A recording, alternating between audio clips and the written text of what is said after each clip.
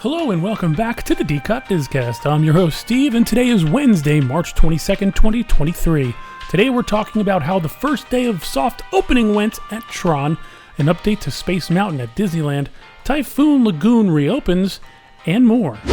Soft opening started on Monday, March 20th for TRON at the Magic Kingdom. The individual lightning lane for this ride was $20, and it sold out in minutes. Yeesh. The virtual queue was booked almost immediately, like within seconds. So $20 for a 40-second ride on TRON. Good for you, Disney. Great way to really make things less magical. I'm not going to get into the whole Genie Plus and individual lightning lane thing right now, but I will say that it rips the magic away from me. I remember when soft openings were like, hey, if you're traveling by this way, come on to the ride. But everything now is on social media, and it's blasted everywhere, and it's not really a soft opening when everyone knows about it. So just, whatever, moving on. A few discasts ago, I shared details on the new TRON merchandise at Magic Kingdom.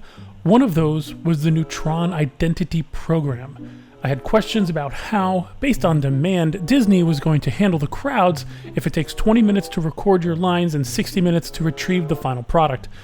It looks like you have to register, so that was Disney's answer.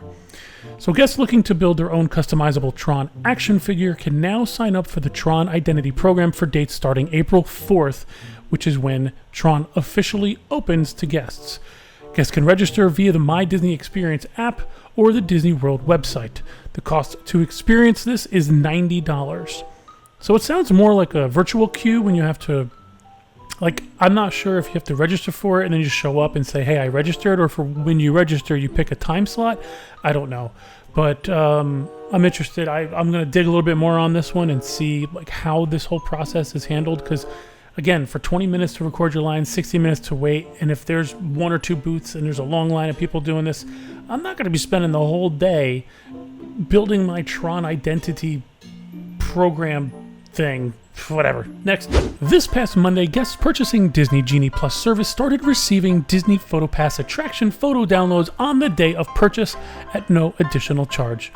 Finally, Typhoon Lagoon, Walt Disney World's 56-acre water park, reopened yesterday. Here's an interesting tidbit. On March 22nd, 2009, Typhoon Lagoon reopened after being closed for refurbishment. Pretty close. Anywho, this means that Blizzard Beach is now closed. It's so weird that they can't keep both of these open simultaneously, especially as the weather gets warmer in the summer. Have them both open. I mean, people want to cool off. Whatever.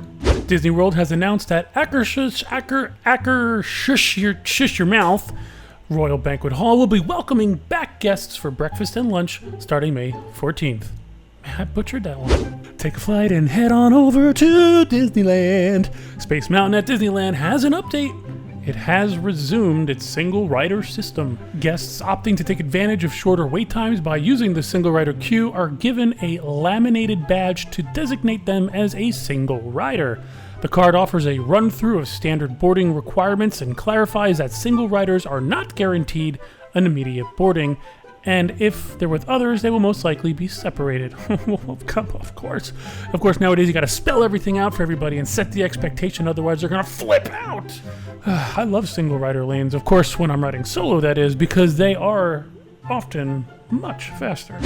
Today in Disney history, on March 22nd, 1975, the Lake Buena Vista Shopping Village, an area of shops along the shores of Lake Buena Vista at Walt Disney World, officially opened. It provided the first non-park shopping experience at Disney World and was promoted as a, quote, restful shopping atmosphere similar to a New England seaside village, end quote.